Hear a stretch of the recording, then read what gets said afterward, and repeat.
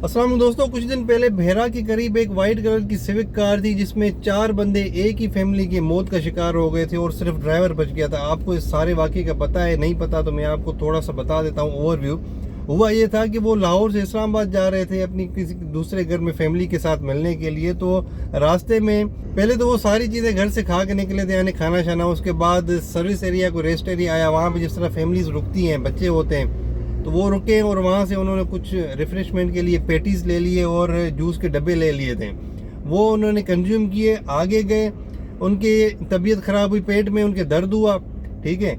और ड्राइवर जो बच गया है उसका कहना ये है कि भाई मैं बिल्कुल जो है ना, वो जान नहीं थी, इतना भी नहीं था कि मैं गाड़ी का दरवाज़ा खोल के बाहर निकल सकूं। यानी कोई फूड पॉइजनिंग कोई शदीद हो गई। 1-1.5 घंटा वो गाड़ी खड़ी रही। रेस्क्यू वालों को इतला हुई, जाहिर है कोई इतला करने वाला था ही नहीं, गाड़ी खड़ी रही। जब उन लोगों ने देखा कि यार ये तो काफ़ी देर से खड़ी है, अंदर बंदे भी बैठे हुए हैं, तो फिर उन्होंने आके देखा तो वो अंदर सारे बेहोश थे। और फिर रेस्क्यू वाले आए और FWO की गाड़ियाँ और मोटर पुलिस, ये सारे उन्होंने गाड़ी के दरवाजे शीशे तोड़ के उनको बाहर निकाला। ड्राइवर जो है वो उसकी थोड़ी सी सांसें चल रही थी। बाकी 2 खातून थी, एक बच्चा और एक मेल पैसेंजर था उसमें। ये चारों जो है वो एक ही फैमिली के थे और ड्राइवर भी उनकी फैमिली का बंदा था।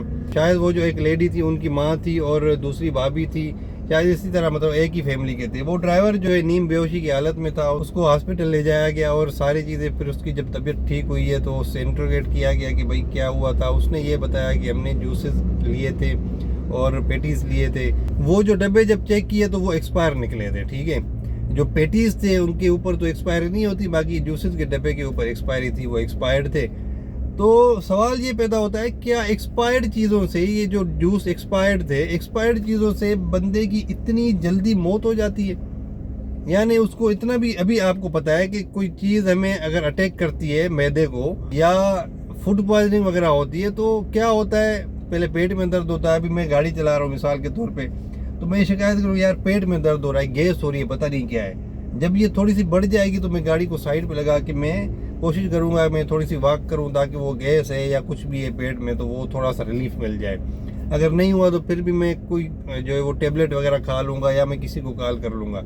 तो ये सारी चीज़ें बंदा करता है, लेकिन इनको इतना भी नहीं हुआ कि वो गेट खोलें गाड़ी का। और समझ नहीं आता, बच्चा, 4 बंदे फौत हो गए, 3 साल का बच्चा भी था उसमें, 3-4 साल का था। तो समझ नहीं आती। ये हो सकता है कोई और केस हो, लेकिन वो जो पोस्टमार्टम रिपोर्ट आई है उसमें यही बताया जा रहा है कि भाई इनके जो है वो स्टमक सैंपल्स लिए और उनमें जहर मिला है। जहर यानी कि ये एक्सपायर चीज़ें थी और इसकी वजह से मौत हुई है, उनका कहना ये है कि। और कुछ बाज़ जो है वो लोग ये भी कह रहे हैं, थ्योरी ये भी है कि इन्होंने कोई मेडिसिन पहले ही ली हुई थी ना, 1-2 औरतों ने, लेकिन सबने तो मेडिसिन नहीं ली थी ना। वो ये कह रहे हैं कि मेडिसिन के साथ फिर ये चीज़ें, फिर इस तरह इनका रिएक्शन हुआ है तो फिर इनकी मौत हो गई है। लेकिन सारों ने तो मेडिसिन नहीं ली थी ना, एक ही, तो इनको पेट में रिएक्शन हो जाए। बहरहाल ये तो थ्योरी गलत है। आपने क्या करना है? सवाल ये पैदा होता है कि ये वाकया आपने देखा, पढ़ा, सुना और वीडियोस भी आपने इसके ऊपर देखी होगी। आपने क्या करना है? आपने भाईजान मोटरवे पे जब भी निकलना है या सफ़र पे आपने जब भी निकलना है, कोई लॉन्ग ड्राइव है, घर से खाना खा के निकलें, ठीक है, नॉर्मल, फुल पेट भर के भी ना खाएं, नॉर्मल खा के निकलें। और आप अपने साथ गाड़ी में घर से चीज़ें बना के रख लें। आप सर्विस एरिया, रेस्ट एरिया से ज़्यादा से ज़्यादा पानी ले सकते हैं। लेकिन अगर कुछ चीज़ें आप लेते भी हैं, कुछ लोग होते हैं ना कि भाई वो घर से, उनके लिए मैनेज करना बड़ा मुश्किल होता है, उनकी फ्रीक्वेंट ड्राइविंग होती है, तो आप ये जो चीज़ें होती हैं, जो खुली चीज़ें होती हैं, ये पेटीज वगैरह हो गए या बर्गर्स हो गए, जो खुली चीज़ें हैं, जो पैकिंग वाली चीज़ें हैं, उनके ऊपर तो आपने एक्सपायरी डेट देखनी है कि भाई एक्सपायर है नहीं, इसको आपने बिल्कुल अवॉइड नहीं करना है। 1% भी आपने इसमें कंप्रोमाइज़ नहीं करना। अच्छा, वो तो आपने देख ली। जो खुली हुई चीज़ें होती हैं ना, पेटीज, बर्गर्स और इस तरह की चीज़ें, उसके ऊपर एक्सपायरी डेट नहीं होती, वो आपने बिल्कुल नहीं लेनी। और खुली हुई चीज़ें लेने में एक और मसला क्या है कि भाई वो पड़ी होती हैं और उन दुकानों में हशरात भी घूम रहे होते हैं, यानी कुछ छिपकली आ गई, कोई कीड़ा मकोड़ा आ गया, उसके ऊपर उसने अपना जहर फेंक दिया।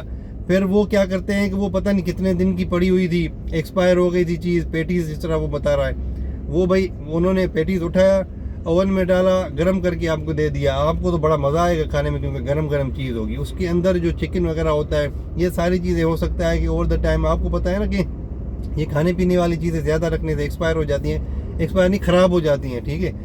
तो इस तरह की चीज़ें आपने खुली चीज़ें नहीं लेनी। अगर आपने पैकिंग की चीज़ें लेनी है तो उनके ऊपर एक्सपायरी डेट भी आपने लाजमी देखनी है, और सही जो कंपनी होती है ना वो आपने कंपनी लेनी है। कुछ कंपनी ऐसी होती है जो आपने कभी सुनी नहीं होगी, ठीक है।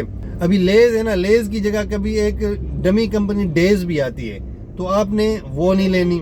यानी ये जो चिप्स हो गई, बंदा यही चीज़ें लेता है ना, जूसेस हो गए, आपने जो सही कंपनी है जो आपने देखी हो, पाकोला जिस तरह हो गई या इस तरह की, तो वो आपने सही चीज़ें लेनी है, ठीक है। अच्छा, उसके बाद एक दूसरी हम गलती क्या करते हैं कि हम वाशरूम्स वगैरह जाते हैं, जैसे ही हम रुकते हैं ना सर्विस एरिया, रेस्ट एरिया में, हमें हाजत आई हुई होती है, हम वाशरूम जाते हैं, वाशरूम यूज़ करके, और अक्सर वाशरूम्स में वहाँ पे साबुन नहीं होता, सिर्फ पानी से हाथ धो के हम वापस आ जाते हैं, तो वो जरासीम भी हमारे हाथों में होते हैं। और वही चीज़ें जो है ना आप लोग लेके फिर जो खाने पीने की चीज़ें होती है उन्हीं हाथों से खाते हो। वाशरूम से होके आपने साबुन यूज़ नहीं किया, इसलिए आपने हमेशा बैग में अपने में एक जो है वो साबुन की छोटी सी डिब्बिया या कोई हैंड वाश वगैरह कोई इस तरह की चीज़ आपने रखनी है ताकि आपके हाथ साफ़ हो जाएं। ये आपने लाजमी करना है। अगर कहीं पे कुछ रेस्ट एरिया, सर्विस एरिया में तो बाकायदा उनके साबुन और ये हैंड वाशेस वगैरह होते हैं, लेकिन अगर नहीं है तो आपने इसको भी अवॉइड नहीं करना। और उसके बाद खुली चीज़ें आपने नहीं लेनी, और कोशिश करनी है कि कम से कम चीज़ें आप सर्विस एरिया, रेस्ट एरिया से लें, या सफ़र में कम से कम चीज़ें आप बाहर से ख़रीदें।